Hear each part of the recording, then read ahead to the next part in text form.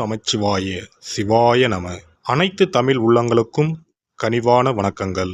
எதிலும் நிதானத்துடனும் பொறுமையுடனும் செயல்பட்டு வெற்றி காணக்கூடிய மகர ராசி அன்பர்களே, இதுவரை சுகஸ்தானமான 4ஆம் ராசியில் இருந்து வந்த குரு பகவான் சித்திரை மாதம் 18ஆம் நாள் முதல் புத்திரஸ்தானமான 5ஆம் வீட்டில் சஞ்சாரம் செய்ய இருக்கின்றார்.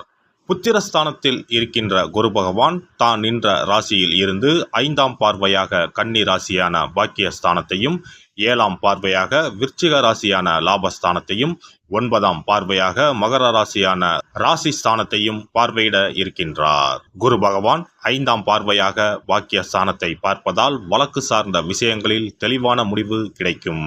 புதிய விஷயங்களை கற்றுக்கொள்வீர்கள். ஆராய்ச்சி தொடர்பான பணிகளில் எதிர்பார்ப்புகள் நிறைவேறும். வாழ்க்கை துணையுடன் சிறு தூர பயணங்கள் செல்வதற்கான தருணங்கள் உண்டாகும். குரு பகவான் 7ஆம் பார்வையாக லாபஸ்தானத்தை பார்ப்பதால் விலை உயர்ந்த பொருட்களின் சேர்க்கை ஏற்படும். எதிர்பாராத சில புதிய வாய்ப்புகள் உண்டாகும். நினைத்த பணிகளை திட்டமிட்டு செய்து வெற்றி அடைவீர்கள். செயல்பாடுகளில் அனுபவமும் புத்தி கூர்மையும் வெளிப்படும். குரு பகவான் 9ஆம் பார்வையாக ராசி ஸ்தானத்தை பார்ப்பதால் குணநலன்களில் சில மாற்றங்கள் ஏற்படும். புதுவிதமான கனவுகள் பிறக்கும். மற்றவர்களின் கருத்துக்களுக்கு மதிப்பளித்து செயல்படவும். மனதளவில் இருந்து வந்த கவலைகள் குறைந்து தெளிவு பிறக்கும். சிறு சிறு விஷயங்களிலும் மனநிறைவு ஏற்படும். குரு பகவான் புத்திரஸ்தானத்தில் நிற்பதால் மனதில் புதுவிதமான ஆசைகள் பிறக்கும். சுபகாரியம் தொடர்பான விஷயங்களில் சிந்தித்து செயல்படவும். எதிர்காலம் சார்ந்த சில முடிவுகளை எடுப்பதற்கான தருணங்கள் உண்டாகும். காப்பீட்டுத் துறைகளில் சில நுட்பங்களை புரிந்து கொள்வீர்கள். பயணங்களின் மூலம் முன்னேற்றமான வாய்ப்புகள் கிடைக்கும். இணையம் சார்ந்த துறைகளில் திறமைகளை வெளிப்படுத்துவீர்கள். குரு பகவானின் நட்சத்திர சஞ்சார பலன்கள். குரு பகவான் கிருத்திகை நட்சத்திரத்தில் சஞ்சரிப்பதால் நீண்ட நாள் பிரச்சனைகளுக்கு தெளிவான முடிவு பிறக்கும். கொடுக்கல் வாங்கல் தொடர்பான விஷயங்களில் சில நுட்பங்களை புரிந்து கொள்வீர்கள். பூர்வீக சொத்துக்களின் மூலம் ஆதாயம் ஏற்படும். எந்த ஒரு செயலிலும் நிதானத்தை கடைபிடிப்பது அனுகூலத்தை ஏற்படுத்தும். குரு பகவான் ரோகிணி நட்சத்திரத்தில் சஞ்சரிப்பதால் சுபகாரியம் தொடர்பான எண்ணங்கள் கைகூடும். குழந்தைகளின் வழியில் மகிழ்ச்சியான செய்திகளும் சம்பவங்களும் நடைபெறும். கூட்டாளிகளின் எண்ணங்களை புரிந்து கொள்வீர்கள். நெருக்கடியான சூழல் படிப்படியாக குறையும்.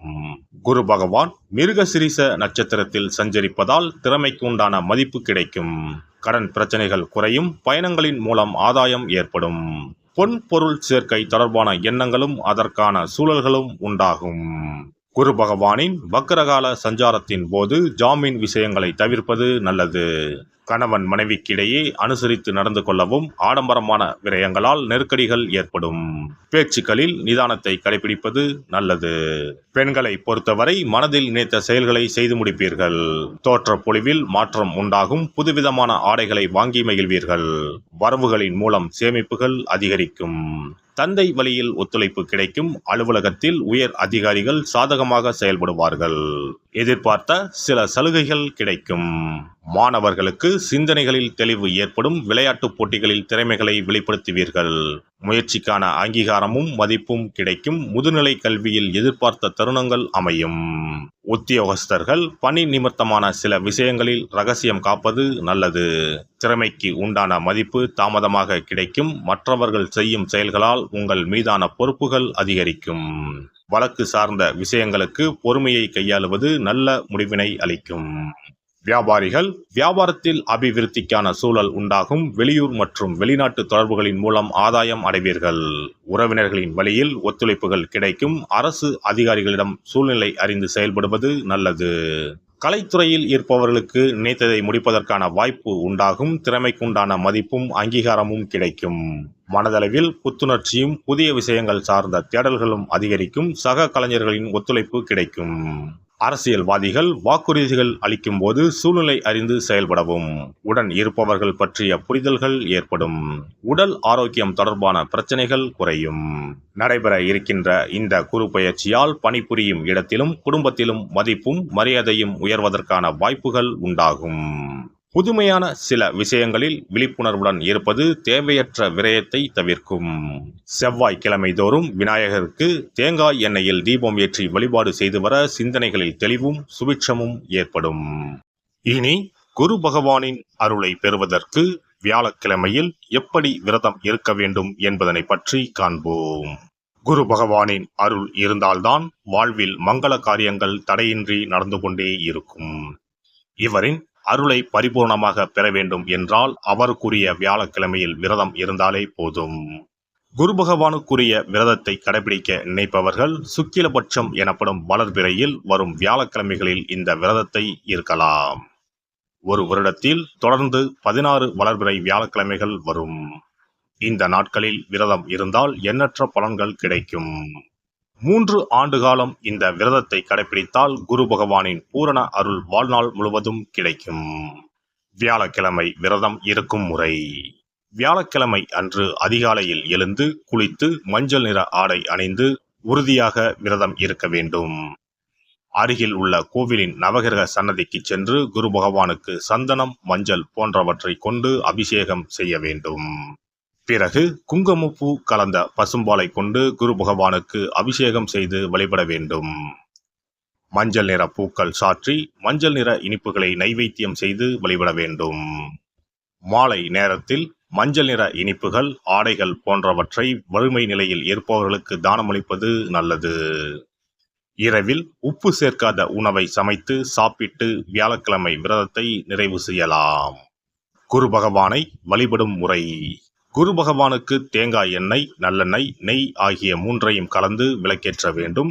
குரு பகவானுக்கு ஏற்றப்படும் விளக்குகளின் எண்ணிக்கை 11 அல்லது 21ஆக இருப்பது சிறந்தது.